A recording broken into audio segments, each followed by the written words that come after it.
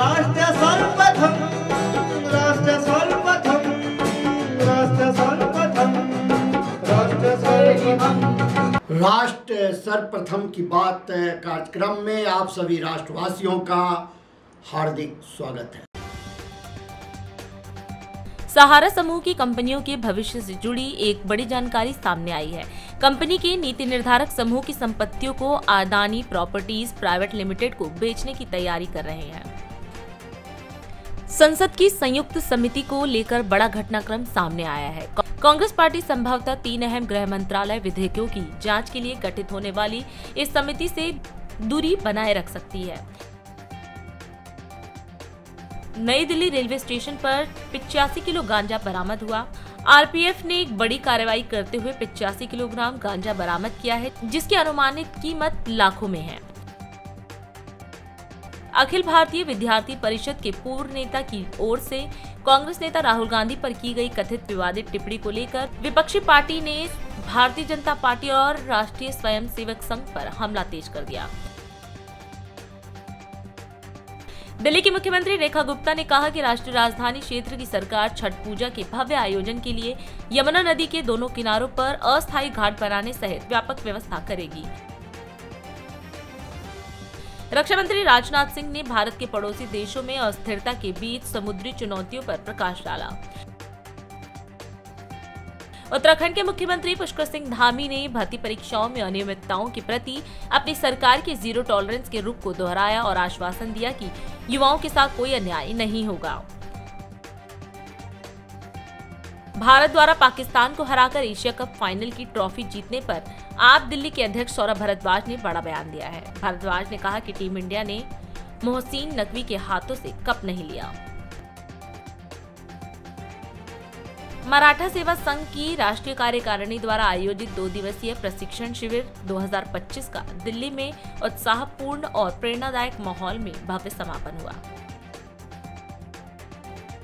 Police ने भाजपा नेता प्रिंटू महादेवन के खिलाफ टेलीविजन बहस के दौरान उनके उस कथित बयान के लिए मामला दर्ज किया, जिसमें उन्होंने कहा था कि लोकसभा में विपक्ष के नेता राहुल गांधी पर गोली चलाई जानी चाहिए। दिल्ली में प्रधानमंत्री नरेंद्र मोदी ने दीनदयाल उपाध्याय मार्ग पर भाजपा दिल्ली इकाई के नवनिर्मित कार्यालय का उद्घाटन किया। नवरात्र के शुभ अवसर पर आयोजित इस कार्यक्रम में प्रधानमंत्री ने कार्यकर्ताओं को बधाई देते हुए कहा कि भाजपा की जड़ें 1991 में डॉक्टर श्यामा प्रसाद मुखर्जी द्वारा स्थापित जनसंघ से जुड़ी हैं। उन्होंने बताया कि पार्टी की मौजूदा शक्ति लाखों कार्यकर्ताओं के वर्षों के त्याग और मेहनत का परिणाम है। वहीं इस अवसर पर दिल्ली की मुख्यमंत्री रेखा गुप्ता भी मौजूद रही और उन्होंने भी कार्यक्रम को संबोधित किया। आप सबको नए कार्यालय की बहुत बहुत बधाई। नवरात्र के इन पावन दिनों में आज दिल्ली भाजपा को अपना नया कार्यालय मिला है। ये नए सपनों और नए संकल्पों से भरा पल है। मैं दिल्ली भाजपा के सभी कार्यकर्ताओं को बहुत बहुत बधाई देता हूं। साथियों, भारतीय जनता पार्टी की स्थापना को 45 वर्ष हो चुके हैं। अटल जी, अडवाणी जी, नानाजी देशमुख, राजमाता विजयाराजे सिंधिया जी, मुरली मनोहर जोशी जी, ऐसे अनेक व्यक्तित्वों के आशीर्वाद और परिश्रम से ये पार्टी आगे बढ़ी।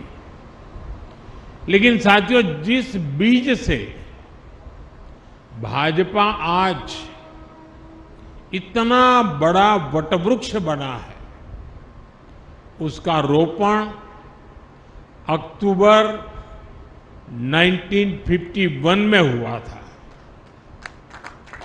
तब डॉक्टर श्यामा प्रसाद मुखर्जी के नेतृत्व में जनसंघ की स्थापना हुई थी और उसी दौर में दिल्ली जनसंघ को भी वैद्य गुरुदत्त जी के रूप में अपना पहला अध्यक्ष मिला।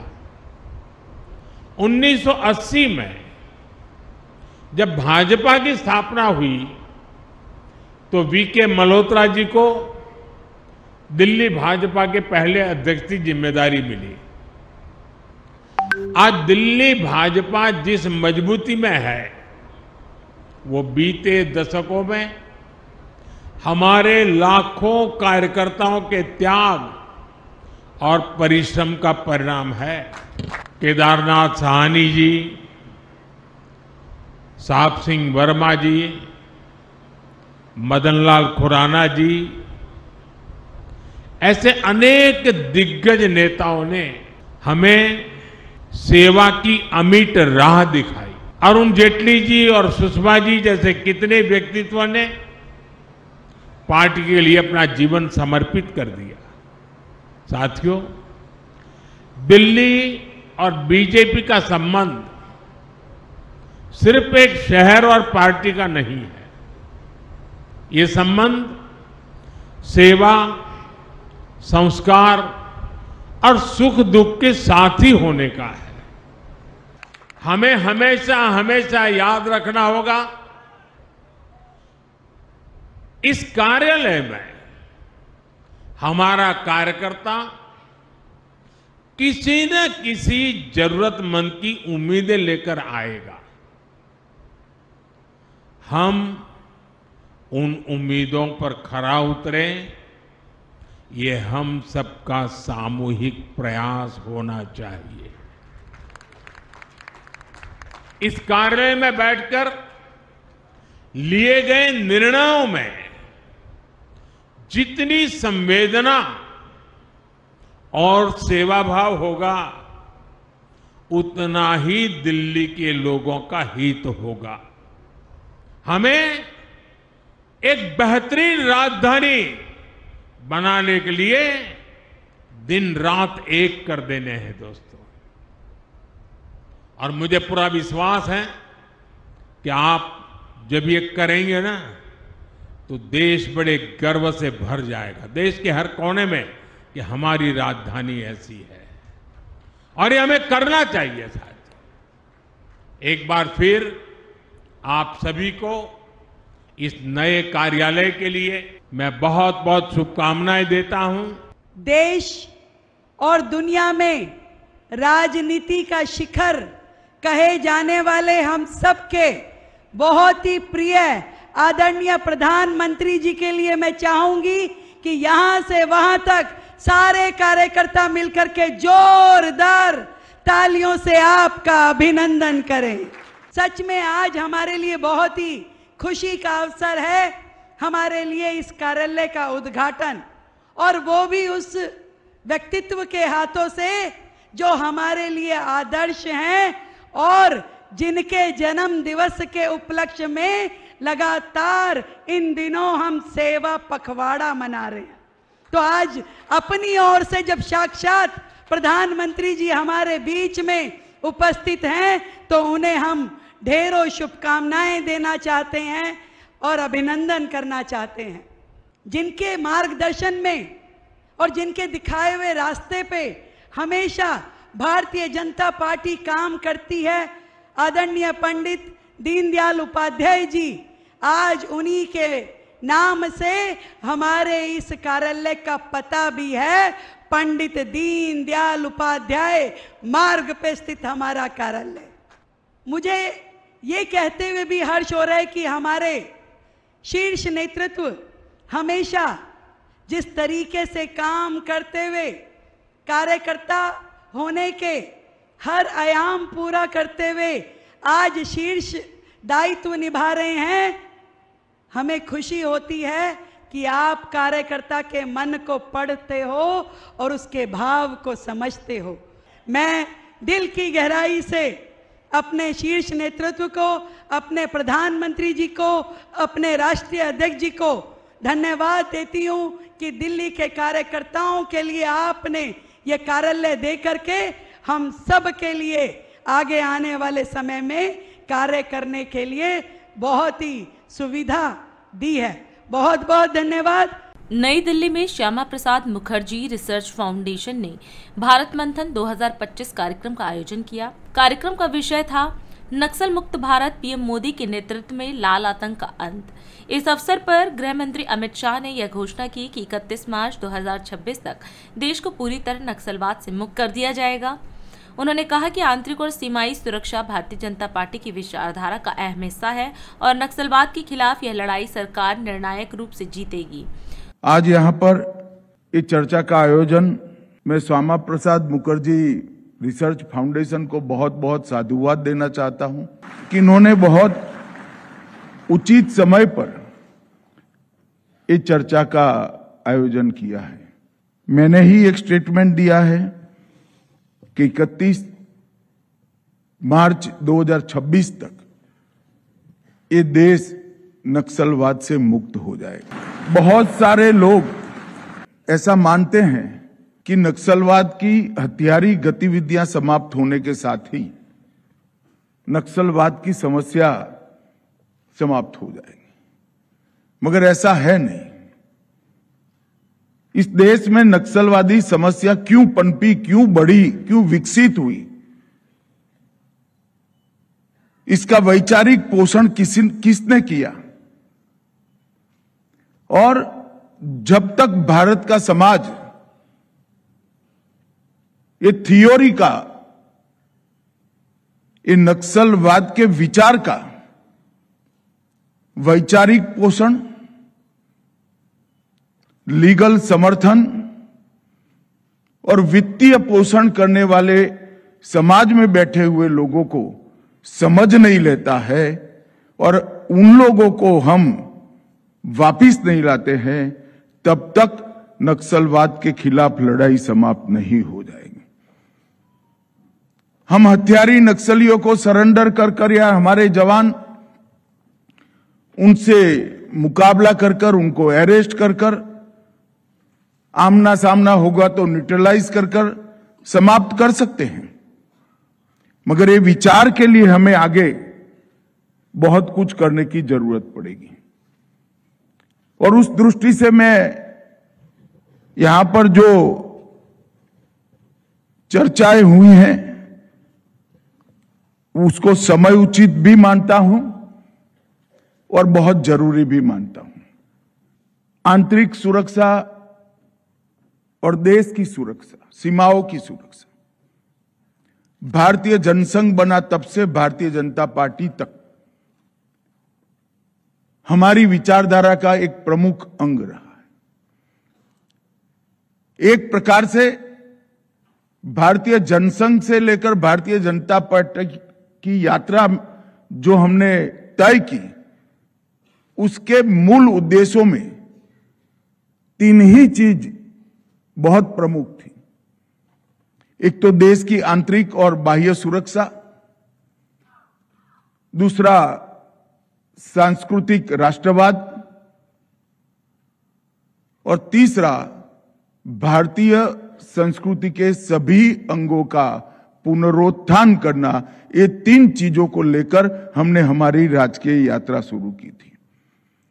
उसमें से एक बहुत महत्वपूर्ण विषय देश की आंतरिक और बाह्य सुरक्षा है।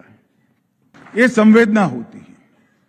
मित्रों, आने वाले दिनों में मैं मानता हूं कि हथियारी नक्सलवाद 31 मार्च 2026 को समाप्त हो जाएगा, मगर इस सभागार में और देश भर में जो लोग भारत को प्यार करते हैं, भारत के संविधान को प्यार करते हैं, हमारी न्यायिक विश्वास व्यवस्था पर भरोसा करते हैं, हमारी एडमिनिस्ट्रेटिव सिस्टम को स्वीकारते हैं, वो सभी लोगों को मेरा अपील है कि यहां से खत्म नहीं होगा।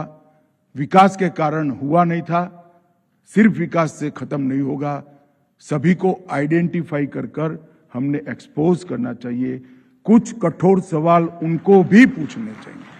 मुझे विश्वास है कि ये लड़ाई हम जीतेंगे और देश का 12% भूभाग और आज की आबादी के हिसाब से 17 करोड़ की आबादी ये वर्षों पुरानी समस्या से मुक्त होने जा रही है।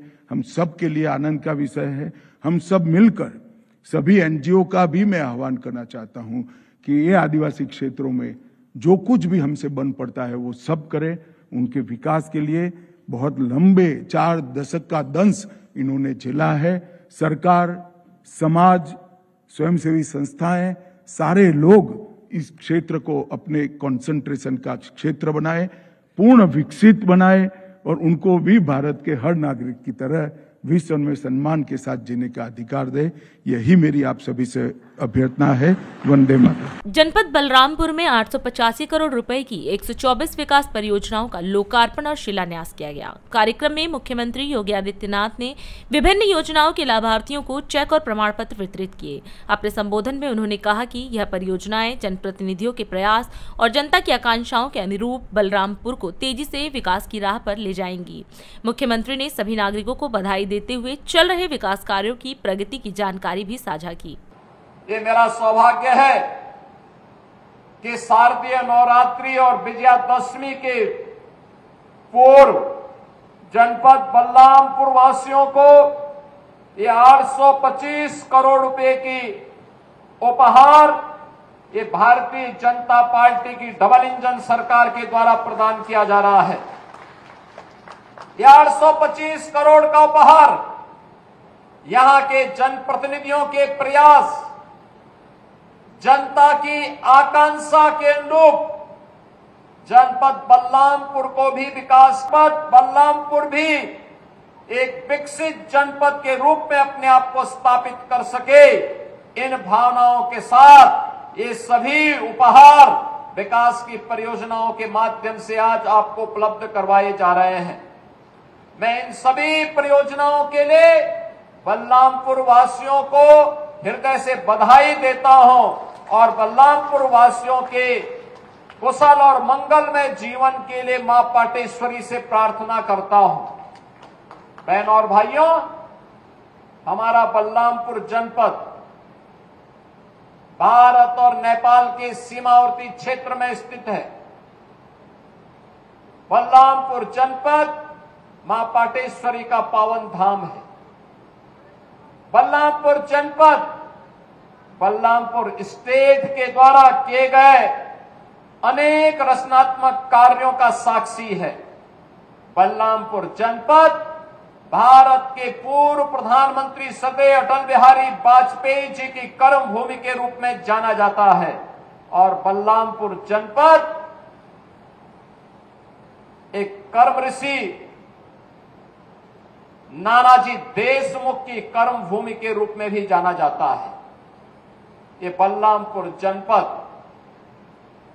97 से लेकर के 2017 तक उपेक्षा का दंश झेल रहा था। बहन और भाइयों, आज डबल इंजन की सरकार प्रधानमंत्री मोदी जी के नेतृत्व में बिना भेदभाव के योजनाओं का लाभ जब देना प्रारंभ की तो डबल इंजन सरकार ने आज यहां पर मां पाटेश्वरी के नाम पर एक विश्वविद्यालय का निर्माण कार्य भी प्रारंभ किया है। विश्वविद्यालय इस सत्र में प्रारंभ भी हो चुका है। बलरामपुर के सभी नागरिकों को, श्रावस्ती, बहराइच, गोंडा के सभी नागरिकों को, युवाओं को मां पाटेश्वरी के नाम पर बने इस विश्वविद्यालय के लिए मैं हृदय से बधाई देता हूं, अपनी शुभकामनाएं देता हूं। बहनों और भाइयों, इसके साथ ही सरदेय अटल बिहारी वाजपेयी जी की कर्म भूमि होने के नाते पहली बार अटल जी देश की संसद में कहीं से पहुंचे थे तो भूमि बलरामपुर की है। बलरामपुर संसदीय सीट से चुनाव जीत करके पहुंचे थे और इसलिए बलरामपुर में सरदेय अटल बिहारी वाजपेयी जी के नाम पर एक मेडिकल कॉलेज का निर्माण हो, इसके लिए हमारी सरकार ने पूरी व्यवस्था कर दी है और बहुत शीघ्र आप देखेंगे कि बलरामपुर में, बलरामपुर जनपद के लिए भी एक मेडिकल कॉलेज सरकार के द्वारा यहां पर संचालित होगा। इमलिया कोडर में थारू बंधुओं के लिए उनकी परंपरा और उनकी संस्कृति को संरक्षण करने के लिए एक थारू म्यूजियम का निर्माण पहले ही किया जा चुका है। आज जो सौगात यहां के लिए उपलब्ध करवाई जा रही है, उसमें एक राजकीय पॉलिटेक्निक का उद्घाटन अभी हमने किया है। आईटीआई है, डिग्री कॉलेजेज है, इंटर कॉलेजेज है, चिकित्सालय है, सड़कें हैं और भी तमाम प्रकार की वे योजनाएं हैं जो विकास के लिए आवश्यक होती हैं और जिन योजनाओं के माध्यम से हर नागरिक के जीवन में बिना भेदभाव के उनके जीवन में प्रगति और उन्नयन का मार्ग प्रशस्त हो सकता हो। यही तो कार्य डबल इंजन सरकार ने पिछले 11 वर्षों में प्रधानमंत्री मोदी जी के नेतृत्व में किया है। अभी समय है एक ब्रेक का, हम चलते हैं ब्रेक पर, आप कहीं जाए नहीं, छोटा सा ब्रेक। श्रेया फर्निशिंग लेकर आया है आपके लिए होम कलेक्शन, जिसमें आपको मिलता है upholstery fabric, designer curtains, home and office decoratives, carpets and sofa cover कम से कम दाम में कीर्ति नगर में आपके लिए उपलब्ध है। Kamal Buildtech Private Limited, fulfilling promises. With our professional team and experience of delivering projects, in past we guarantee you peace of mind and top quality work in an affordable price. राष्ट्र सर्वप्रथम की बात कार्यक्रम में break के बाद एक बार फिर आप सभी राष्ट्रवासियों का स्वागत है। मुख्यमंत्री भजनलाल शर्मा ने सांगानेर के खरबास चौराहे पर 530 करोड़ रुपए से अधिक के विकास कार्यों का शिलान्यास और लोकार्पण किया। उन्होंने जनसभा को संबोधित करते हुए बताया कि यह कार्यक्रम प्रधानमंत्री नरेंद्र मोदी के जन्मदिन पर चल रहे सेवा पखवाड़े का हिस्सा है। मुख्यमंत्री ने कहा कि प्रधानमंत्री मोदी हर साल अपना जन्मदिन जन सेवा और जन कल्याण के रूप में मनाते हैं और सरकार की योजनाओं से आमजन को लाभ पहुँचाने पर जोर दिया। सभी जगह राजस्थान में कार्यक्रम देश के यशस्वी प्रधानमंत्री नरेंद्र मोदी जी के जन्मदिन के सेवा पखवाड़े के अंदर हो रहे हैं, तो मेरी विधानसभा में भी होने चाहिए। इसलिए आज के कार्यक्रम हमने सांगानेर विधानसभा के अंदर रखे हैं। इसमें सेवा के कार्य भी हैं। अभी हमारे विकलांग भाई बहनों को हमने स्कूटी देने का काम भी किया है। आंगनबाड़ी माताओं को आंगनबाड़ी में जो आवश्यकता होती है वो सामग्री भी देने का काम किया है। हमने एक एम्बुलेंस भी हमारे विधानसभा क्षेत्र के लिए आज उसको रवाना किया है और हमारे छोटे छोटे बच्चे हैं जो आंगनबाड़ी केंद्र में जाएंगे उनको वहाँ पौष्टिक आहार मिलेगा, उसके लिए भी काम किया है। मैं आपसे यही कहना चाहता हूँ, हमारे देश के यशस्वी प्रधानमंत्री नरेंद्र मोदी जी हमेशा अपना सेवा पखवाड़ा वो जनता के सरोकार के साथ, सेवा के कार्यों के साथ मनाते हैं और इसीलिए हम उन सेवा पखवाड़े के तहत शहरी क्षेत्रों में और ग्रामीण क्षेत्रों में हमने शिविर लगाने का काम भी किया है।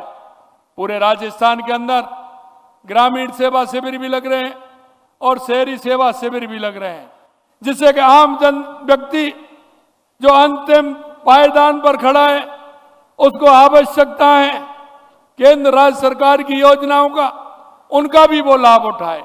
उसके अलावा उसके छोटे मोटे कार्य होते हैं, किसी का बिजली का कनेक्शन है, किसी की सीवरेज लाइन ठीक करनी है, किसी की सफाई करनी है, कोई पार्क ठीक करना है, ये भी कई तरह के काम होते हैं। इसके अलावा व्यक्तिगत काम भी होते हैं, किसका जन्म प्रमाण पत्र बनता है, किसी का अगर माताजी पिताजी की मृत्यु हो जाती है तो मृत्यु प्रमाण पत्र भी बनता है, किसी का नामांतरण भी खुलता है। कई तरह के काम जो नगर निकाय से संबंधित होते वो काम भी होते हैं। इसलिए सेवा शिविर लगाए गए हैं, उसमें पट्टे भी मिलते हैं, उसमें हकाना भी मिलता है। इसलिए मैं कहना चाहता हूं इन कामों के लिए शहरी क्षेत्र में शहरी शिविर और ग्रामीण क्षेत्र में ग्रामीण सेवा शिविर लगाए जा रहे हैं। मैं आपसे इतना ही कहना चाहता हूं, विशेषकर कार्यकर्ताओं से कहना चाहता हूं कि इन शिविरों के माध्यम से आम जन को फायदा मिले वो हमें करना है और आम जन को फायदा देते हुए अंतिम पायदान पर खड़े हुए व्यक्ति को हमें लाभ पहुंचाना है।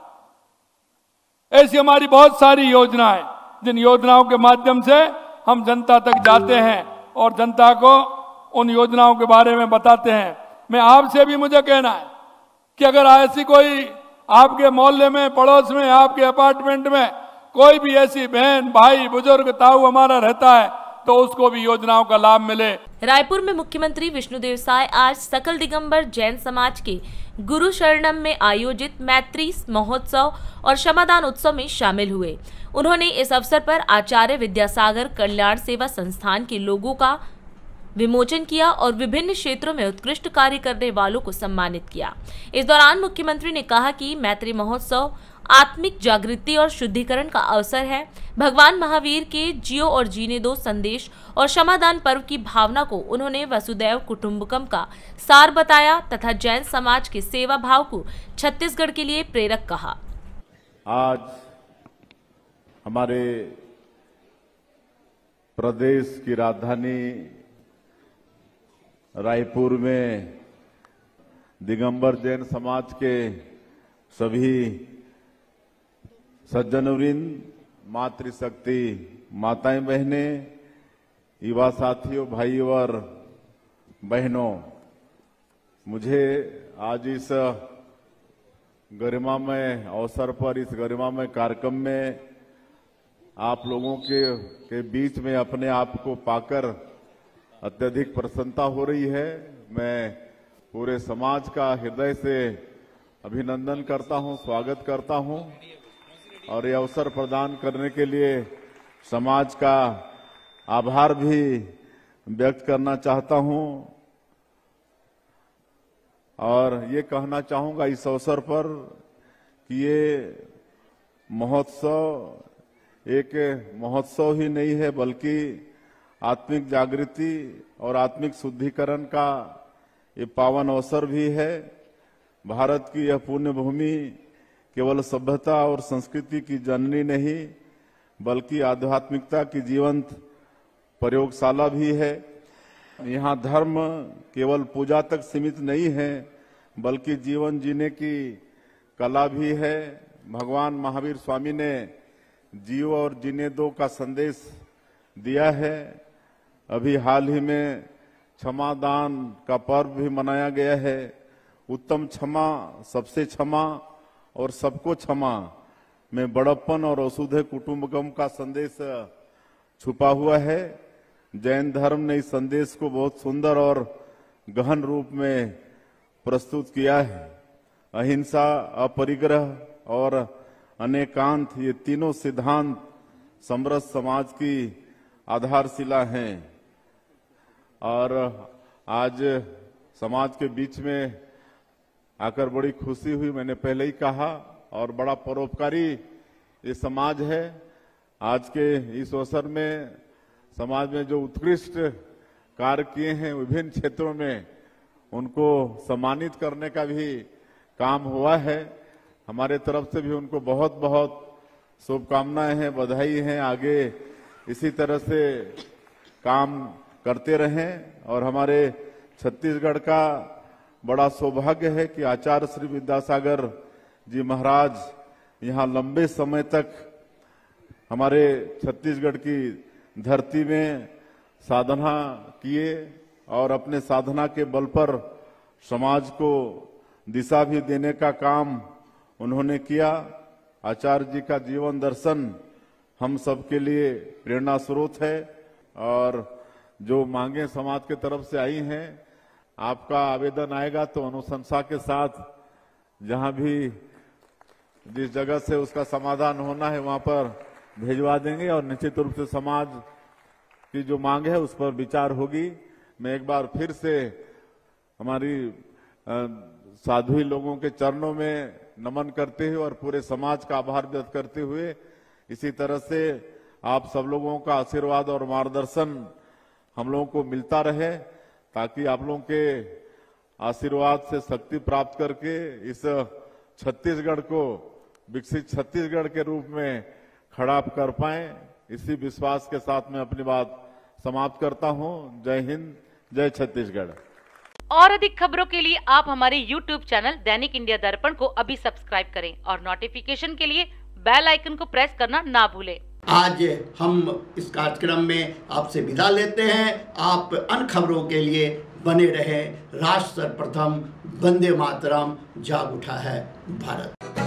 राष्ट्र सर्वप्रथम राष्ट्र सर्वप्रथम राष्ट्र सर्वप्रथम राष्ट्र सर्वप्रथम